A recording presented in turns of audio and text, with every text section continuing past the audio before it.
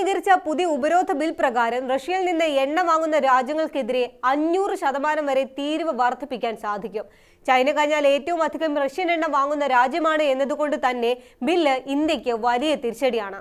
യുക്രൈനിലെ യുദ്ധത്തിനുള്ള പരോക്ഷ ഫണ്ടിംഗ് എന്ന നിലയിലാണ് റഷ്യൻ എണ്ണ വാങ്ങുന്ന രാജ്യങ്ങളുടെ നിലപാടിനെ അമേരിക്ക വിലയിരുത്തുന്നത്. അങ്ങനെയുള്ള രാജ്യങ്ങളെ ശിക്ഷിക്കാൻ എന്ന പേരിൽ പുതിയൊരു ഉഭയകക്ഷി ബിൽ കൊണ്ടുവരാൻ ഒരുങ്ങുകയാണ് അമേരിക്ക. റഷ്യൻ എണ്ണ വാങ്ങുന്ന രാജ്യങ്ങൾക്ക് മേൽ 500% വരെ തീരുവ ചുമത്താൻ അനുവദിക്കുന്നതാണ് ഈ ബിൽ. അമേരിക്കയിലെ ഇന്ത്യൻ അംബാസിഡറുമായി നടന്ന കൂടിക്കാഴ്ചയിൽ റഷ്യൻ എണ്ണ വാങ്ങുന്നത് കുറച്ചിട്ടുണ്ടെന്ന് ബോധ്യപ്പെടുത്താൻ അദ്ദേഹം ഒരുപാട് ശ്രമിച്ചുവെന്നാണ് അടുത്തിടെ ലിൻസി ഗ്രഹാം പറഞ്ഞത്. റഷ്യൻ എണ്ണയുടെ കാര്യത്തിൽ താൻ സന്തുഷ്ടനല്ലെന്ന് മോദിക്ക് അറിയാമെന്നും തന്നെ സന്തോഷിപ്പിക്കാനാണ് ശ്രമിക്കുന്നതെന്ന് അതോട് കൂട്ടിച്ചേർത്ത് ട്രംപും പറഞ്ഞിരുന്നു. ഈ പരിഹാസങ്ങൾക്കെല്ലാം പിന്നാലെയാണ് ഇന്ത്യക്ക് തിരിച്ചടിയാകുന്ന പുതിയ നീക്കങ്ങൾ കൂടി എത്തുന്നത്.